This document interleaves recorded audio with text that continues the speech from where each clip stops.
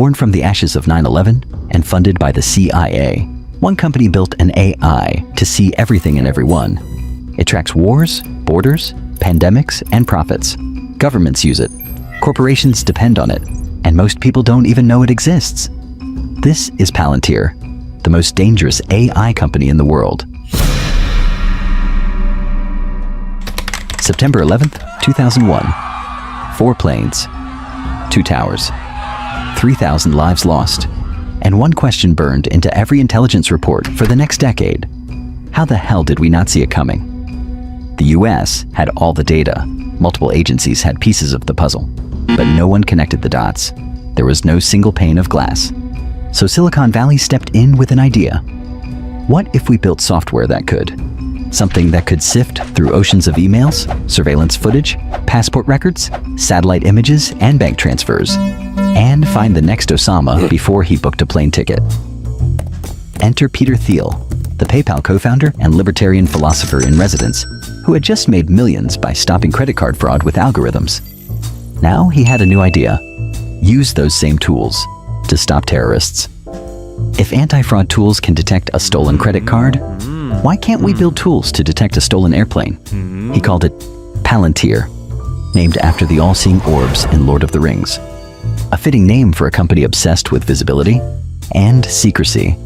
Palantir started like a Bond villain's tech startup. Small team, secretive office. Their first investor? Not Sequoia, not Andreessen Horowitz. It was In-Q-Tel, the CIA's very own venture capital firm. Yes, the CIA has a VC arm. And no, you're not supposed to know that. The goal? Build a platform that could do what no human analyst ever could. Spot threats hiding in plain sight. Blend messy, siloed government data, passport logs, drone footage, field reports, into one God view. Easier said than done. Early Palantir was buggy, over-engineered. One official described using it like trying to fly a space shuttle just to find your car keys. Agencies resisted. Bureaucrats balked. The NSA thought it was cute. The FBI thought it was terrifying. But behind the scenes, the company kept building. Quietly, patiently, almost obsessively. They weren't chasing profit. They were chasing belief. The belief that software could prevent another 9/11. As Palantir grew, so did the myth.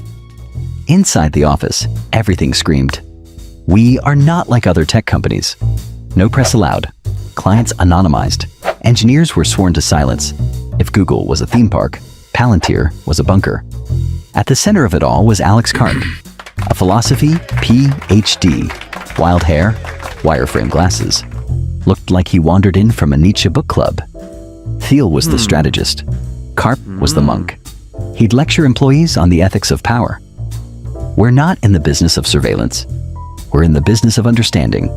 That sounded better on stage than in practice, because Palantir didn't sell software. They sold certainty, the promise that somewhere in the noise was the truth. And only they had the tools to find it. It started with counterterrorism, but as we'll see, it didn't stop there. 2007, Iraq, Afghanistan.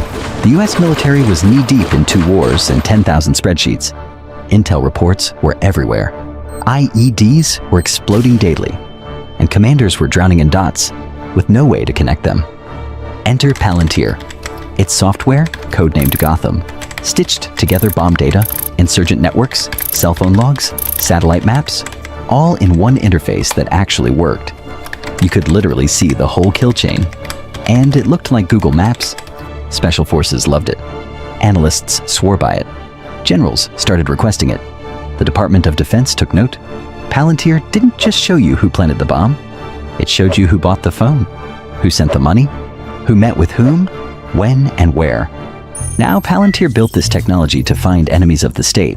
But the terrifying reality is, you don't need to be a target of the CIA for your data to be mapped, tracked, and sold.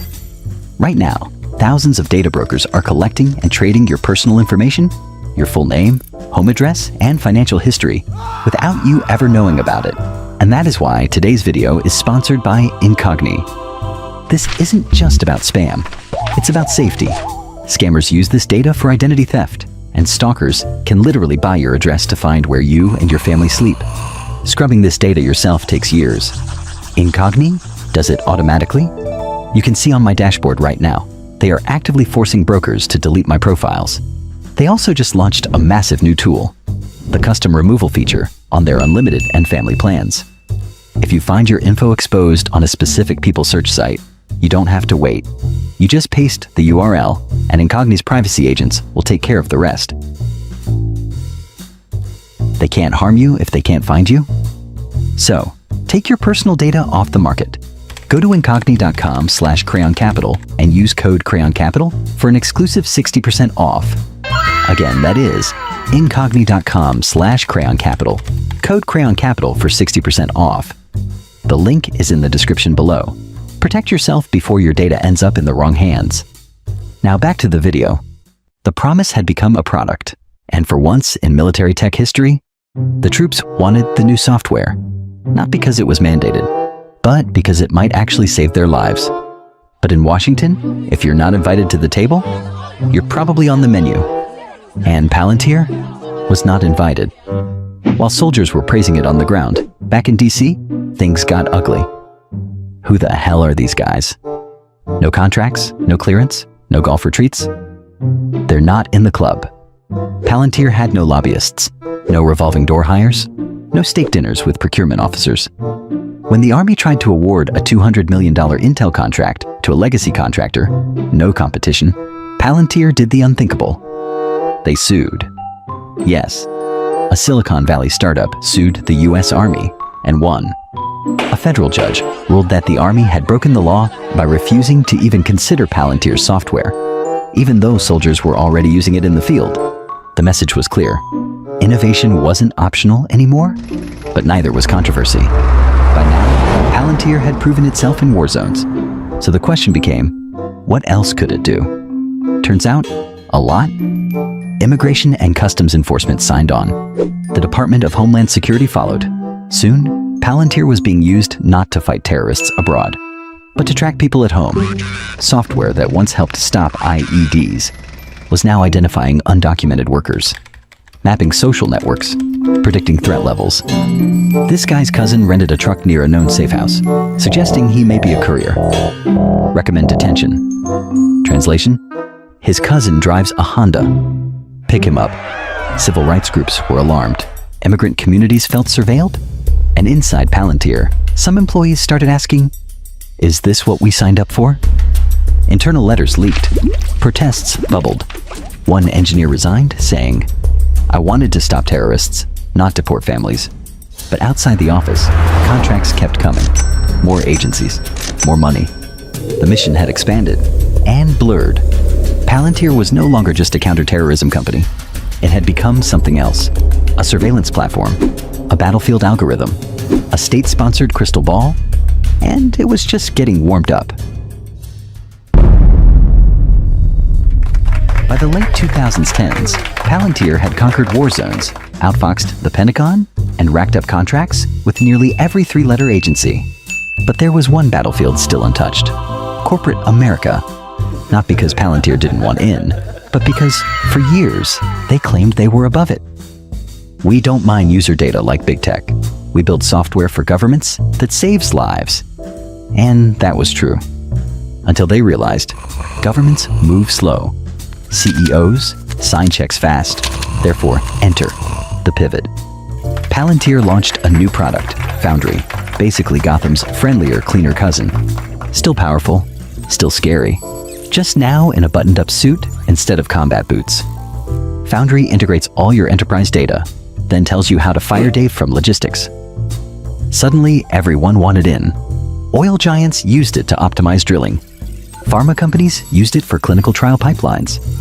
Hedge funds used it to predict markets before your Bloomberg terminal could blink. We used to make decisions with intuition. Now, I make them with this magic rectangle. Within a few years, Palantir had quietly become a digital consigliere for Fortune 500s, helping them make decisions faster, leaner, and often without understanding how. See, Palantir doesn't just show you dashboards. It doesn't just give you options. It tells you what to do. Shut down Plant 3, reroute shipments, increase stockpile in Region 7. But what if we